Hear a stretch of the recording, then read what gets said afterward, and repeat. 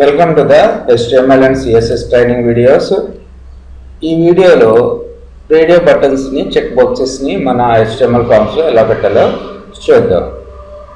ఈ ప్రీవియస్ వీడియోలో టెక్స్ట్ బాక్స్ని ఎలా పెట్టాం, input type equals to text అని పెట్టాం కదా. అలాగే ఇక్కడ రేడియో బటన్స్కి input type equals to radio, name, value అనేది కామన్. ఇక్కడ చూడండి, ఇది నా HTML ఫాము. ఇక్కడ సెక్స్ అనే కాలంని ఇంట్రడ్యూస్ చేస్తున్నాను. సో సెక్స్ అనేది ఎప్పుడు కూడా ఒకటి ఉంటుంది, మేల్, ఫీమేల్, అదర్. సో వీటిలో రెండింటిని సెలెక్ట్ చేసుకునే ఛాన్స్ ఉండదు, మనకి ఏదో ఒకటే సెలెక్ట్ చేసుకోవాలి. అలాంటప్పుడు మనం రేడియో బటన్స్ని యూజ్ చేసుకుంటాం. Input type equals to radio, name equals to, so our radio button name sex, value equals to mail. So ఇంకో రేడియో బాక్స్ తీసుకున్నాను, దానికి female, input type equals to radio, name equals to sex. So మనం radio buttons తీసుకుంటున్నాం కాబట్టి ఎప్పుడూ కూడా name attribute same ఉండాలి. Okay, ఇక్కడ సెక్స్ ఉండాలి, ఇక్కడ సెక్స్ ఉండాలి. అంటే ఇక్కడ ఏ వాల్యూ అయితే ఇస్తున్నారో ఆ వాల్యూ అనేది ఇక్కడ ఉండాలి. అంటే దీని వాల్యూ, నేమ్ అనే ఆట్రిబ్యూట్ యొక్క వాల్యూ, తర్వాత దీని వాల్యూ. సో ఫామ్ సబ్మిట్ చేసినప్పుడు సేవ్ అవ్వడానికి value equals to male, value equals to female, value equals to other. ఈ విధంగా 3 రేడియో బటన్స్ని తీసుకున్నాం. ఇప్పుడు అవుట్పుట్ చూడండి. సో ఇక్కడ చూడండి, సెక్స్ మేల్, ఫీమేల్, అదర్ ఏదో ఒకటే సెలెక్ట్ చేసుకోగలుగుతున్నాం. రెండింటిని సెలెక్ట్ చేసుకోవడానికి పాసిబిలిటీ ఉండదు.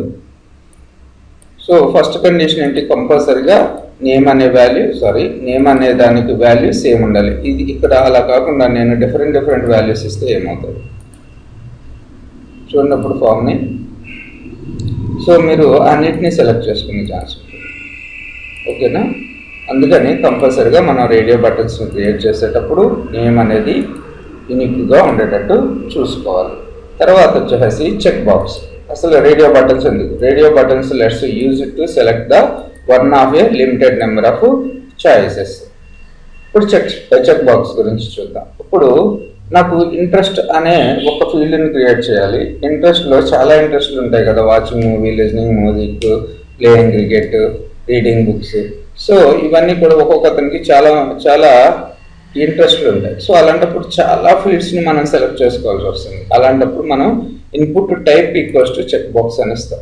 ఓకే, ఇప్పుడు మనకి చెక్ బాక్స్ ప్రిపేర్ అవుతుంది. Interest, input type equals to check box, name equals to movies, value equals to movies.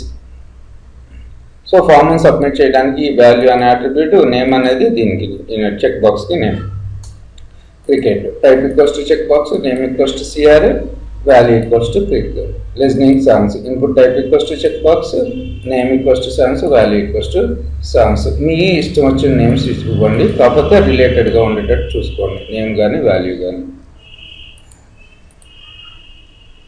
So ఇక్కడ మూవీస్, క్రికెట్, నాకు 3 అంటే ఇష్టం కాబట్టి 3ని సెలెక్ట్ చేసుకున్నాను.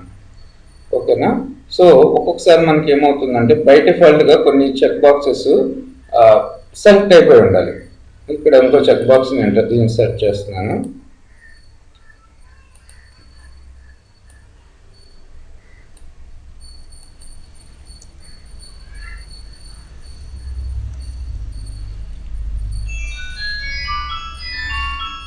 So this is best site. So ఇది ఎప్పుడు కూడా నాకు చెక్ బాక్స్ చెక్ అయి ఉండాలి. అప్పుడు నేను ఏం చేస్తాను, input type equals to check box, name equals to best and value also best. So కావాలనుకుంటే అన్సెలెక్ట్ చేసుకోవచ్చు, నో ప్రాబ్లం.